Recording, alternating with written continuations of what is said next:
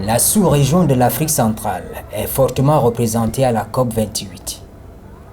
Et on peut bien le comprendre, les pays de cette partie du monde sont confrontés aux catastrophes d'origine naturelle humaine, aux inondations, aux températures élevées, à la destruction considérable des forêts et, pour le dire au moins, à l'assèchement du lac Tchad. Dans cet environnement trouble, le Cameroun s'est déployé à Dubaï pour la 21e conférence des parties, signataire de la Convention cadre des Nations Unies sur les changements climatiques.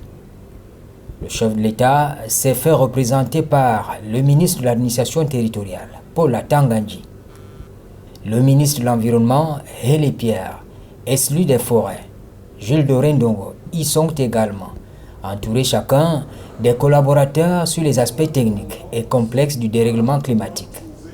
En plénière, comme dans les panels, les Camerounais prennent une part active aux travaux qui s'achèvent le 12 décembre prochain.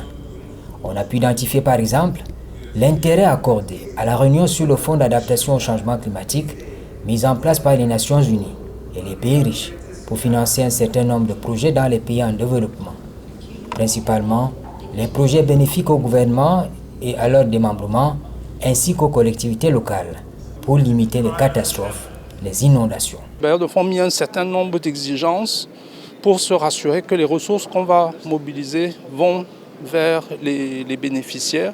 Donc ce n'est pas qu'ils vont avoir de l'argent, mais qu'ils vont voir des projets se réaliser effectivement sur le terrain. Et ces projets seront durables, c'est-à-dire qu'ils vont permettre sur une longue période d'avoir des effets et que les ressources qu'on aura mis dedans, elles sont effectivement, elles ont un impact bénéfique sur la population pendant une longue période. Donc effectivement, il s'agit là de pouvoir accélérer la mise à disposition des ressources pour que les populations puissent voir les effets sur le terrain dans des délais un peu plus courts. Actuellement, effectivement, beaucoup de pays qui sont là ont constaté effectivement des délais très longs d'accès à ces ressources. Donc il s'agit pour le fonds d'adaptation de pouvoir accélérer la mise à disposition de ces ressources, mais également de faciliter l'accès aux entités des bénéficiaires. Donc nous avons le FECOM au Cameroun, qui est une de ces entités qui est en train actuellement de mettre en place un dispositif pour l'accès à cette accréditation du fonds d'adaptation. Et il s'agit maintenant de voir dans quelle mesure est-ce que le fonds d'adaptation peut accéder. Ils ont des procédures longues. Comment est-ce que ces procédures peuvent être réduites? Donc ce n'est pas constaté seulement au Cameroun, c'est constaté également dans d'autres pays. Et c'est un des points de discussion ici. Comment les ressources peuvent être augmentées? Comment l'accès à ces ressources peut être réduit en termes de délai?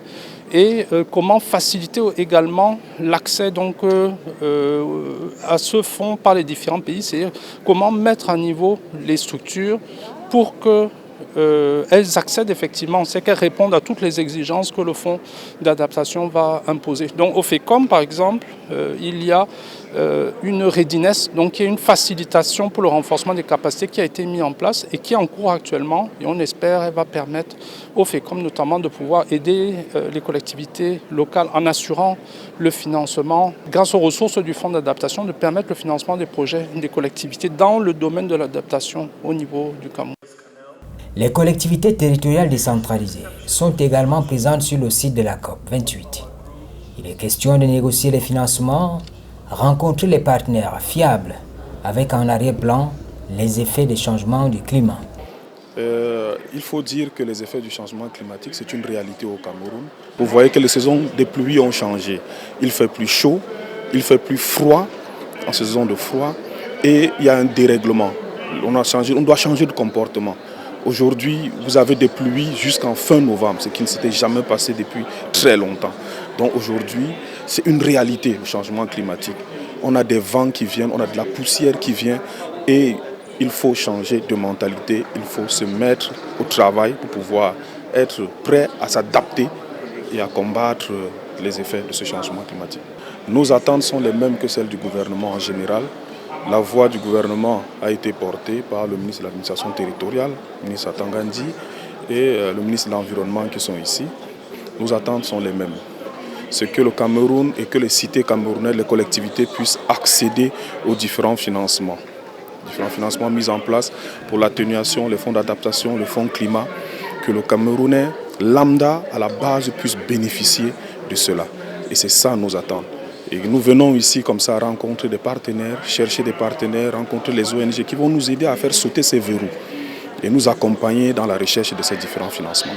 Douala est en effet une des villes qui souffre le plus du changement climatique et qui s'illustre chez nous, notamment par les inondations récurrentes, la dégradation rapide des chaussées et beaucoup d'autres phénomènes qui seraient fastidieux de citer.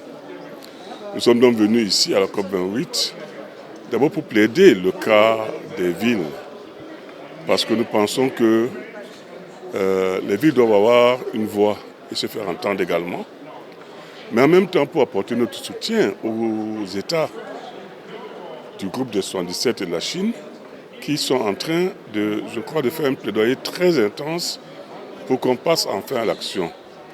Et cette conférence, la COP28, je crois, d'après tout ce qu'on dit, est la plus grande jamais organisée et peut-être celle qui permettra enfin d'inverser la tendance à la dégradation du climat. Je crois qu'on en a besoin.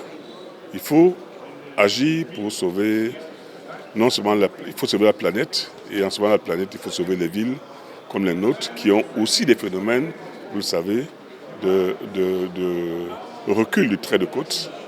Tous ces phénomènes sont l'expression du changement climatique chez nous. Merci. Comme beaucoup d'autres pays, le Cameroun a bénéficié d'un pavillon dans l'espace dédié aux négociations. Ici, beaucoup d'informations circulent sur les actions en cours au Cameroun. Le lieu est indiqué pour les discussions bilatérales. We came with lots of expectations. Of course, justification is very clear. Everybody got to be actually where we are talking about climate today. Nous sommes venus avec beaucoup d'attentes. Tout le monde sait de quoi il s'agit lorsqu'on parle des changements climatiques.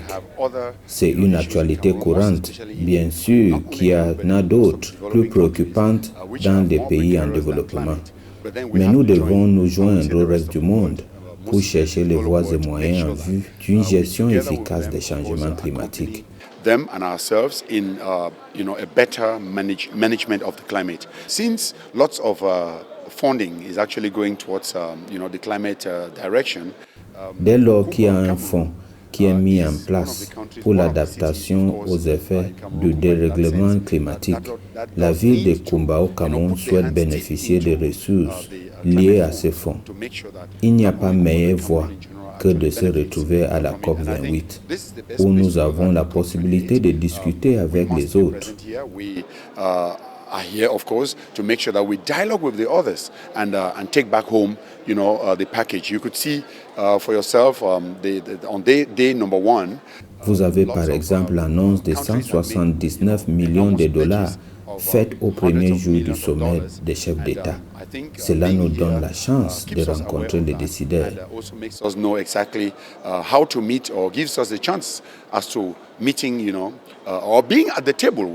asseoir à la même table que ceux qui décident, de manière à ce que nous puissions ramener les acquis de la COP au Cameroun. En plus des institutionnels, la société civile camerounaise participe au Grand Oral d'Expo Center de Dubaï.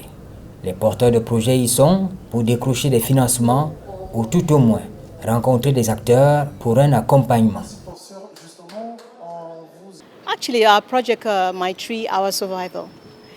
Mon projet se résume à une caravane qui sillonne le Cameroun pour parler des changements climatiques et sensibiliser la population sur les effets et surtout amener les enfants dès l'école primaire à planter les arbres. Mon espoir ici, c'est de rencontrer les partenaires qui sont dans le même champ d'action que moi. Et pour ce faire, nous devons mettre de côté les intérêts financiers, tirer avantage de ce que Dieu nous a donné gratuitement. De ce point de vue, je pense que l'éducation est la clé de tout. L'information aussi. Si nous ne parlons pas des changements climatiques, c'est comme si c'est quelque chose qui est de passage. Et on a besoin d'éduquer les gens, leur disant comment faire face à la réalité des changements climatiques, comment ils peuvent s'ajuster. L'Afrique est présente à Dubaï pour la COP28 Le Cameroun entend tirer avantage de cette rencontre qui a battu le record de participation cette année.